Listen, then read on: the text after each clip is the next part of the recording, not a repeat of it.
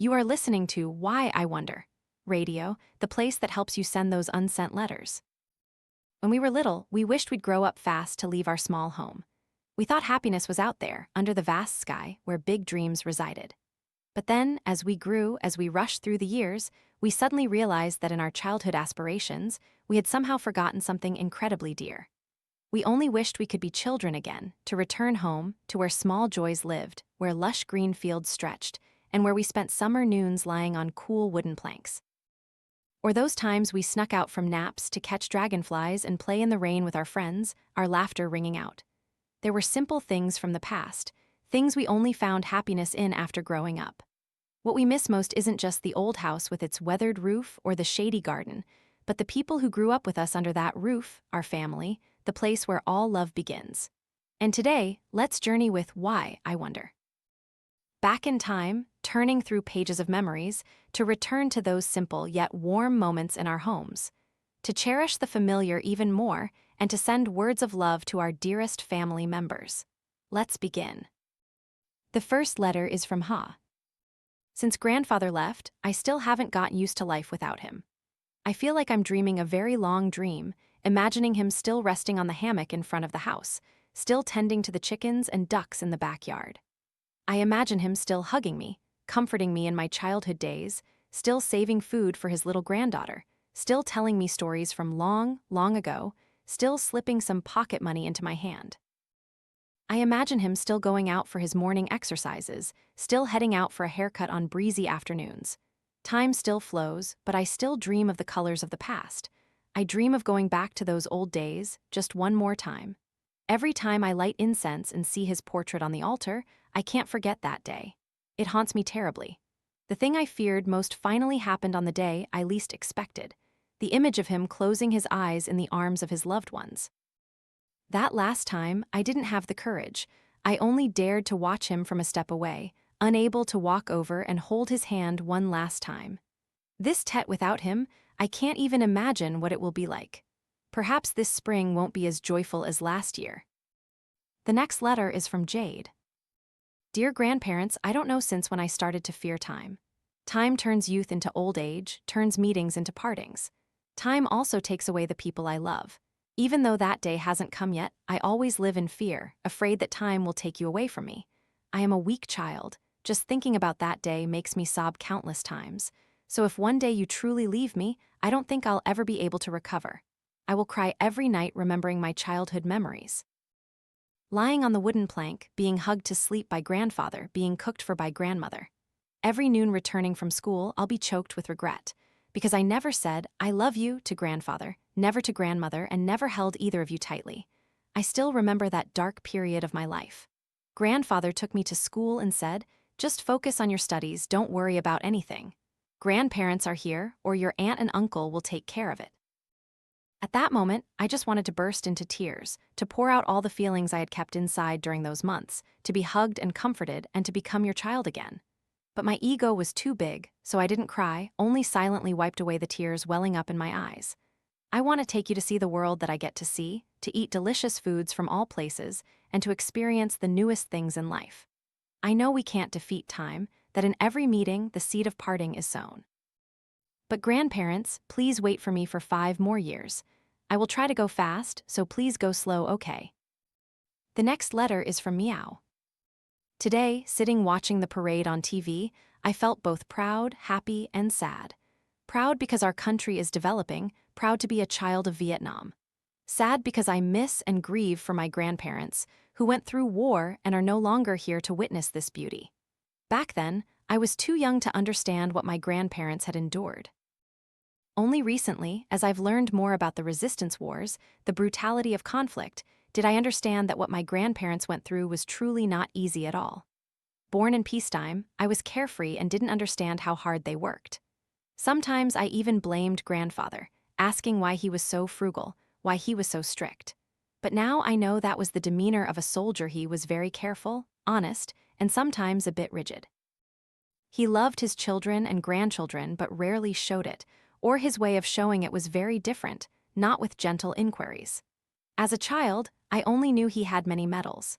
Every time I saw him in a neat suit, chest adorned with medals, I thought he was so handsome.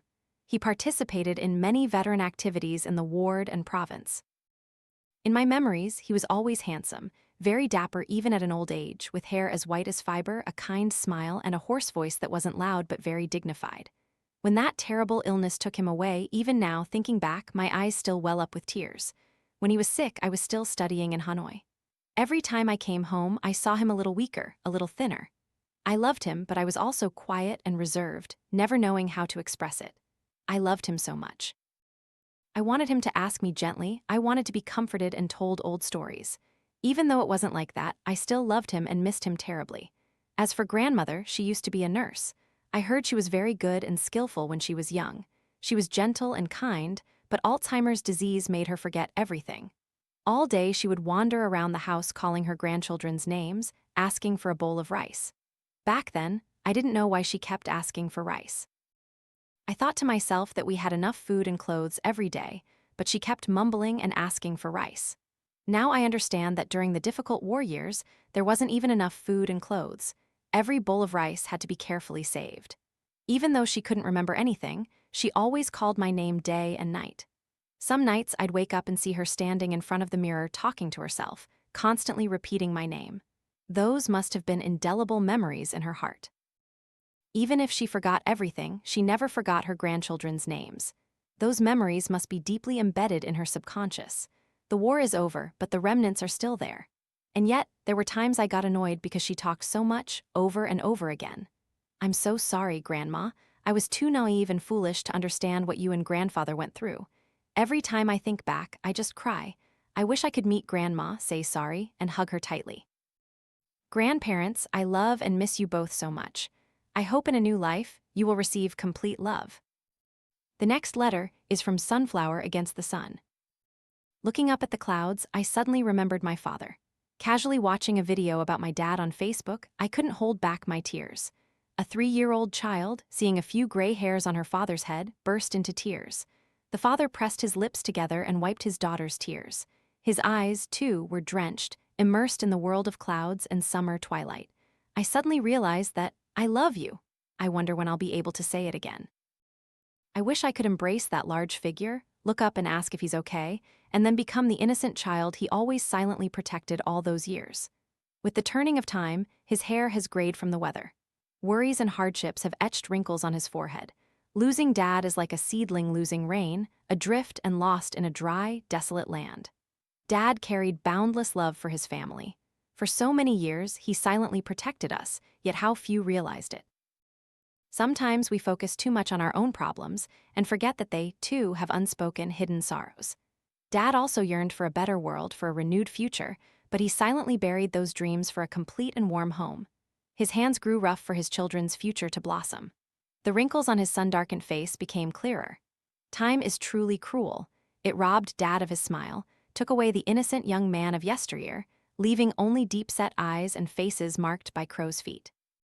In Dad's photo hanging on the wall from that year, he wore a bright red shirt, celebrating Christmas with Mom. A happy smile was evident on his lips. Dad, where is the dad of old? The last letter is from Bong. My dearest Mom, the first thing I want to do is send my heartfelt apologies to you. I'm sorry for the times I didn't listen to you, for not being the excellent math student you wished for, and for not being as well-behaved as other people's children. Mom, do you know? Even though there were times I wasn't obedient, in my heart, I always loved you. I love you so much. I remember when I was little, when I had a developmental delay, people told you that you would have to care for me for the rest of your life. But Mom, I am so happy that at that time, you saved me at all costs so that I could become a normal person, going to school like all my peers. In middle school, I saw you crying in a corner of the room because you saw Dad's affair messages. Did you know how strong you were then? You bravely left a broken marriage, sacrificing everything to build up our family. Alone, you worked at a company during the day and stayed up late at night to earn extra money to put your 2 children through school. Mom, I love you so much. When I get married and leave home, if I'm no longer in your warm embrace, I don't know how I'll ease the longing for you. I hope that with each passing season, your face will always be smiling and radiant when you see me, Mom. Thank you, Mom, the one who always fueled and empowered me through countless difficulties. the one who stayed by me and always loved me more than anyone else. Thank you, Mom, and I love you so much. Dear friend, perhaps everyone has to grow up, has to leave their familiar home to step into the big world, to explore new horizons, to touch the dreams they've cherished for so long. But deep in our hearts, we always carry a warm home. A place with familiar voices, with meals full of love, and with people who once were the anchors of our childhood. Home is a place to keep the most beautiful memories of childhood, a peaceful refuge to return to whenever we're tired. Because in the most turbulent times, just thinking of home, thinking of Mom's gentle eyes, Dad's stooped back, we find another reason to keep going. Because there's still a place to remember to return to in love.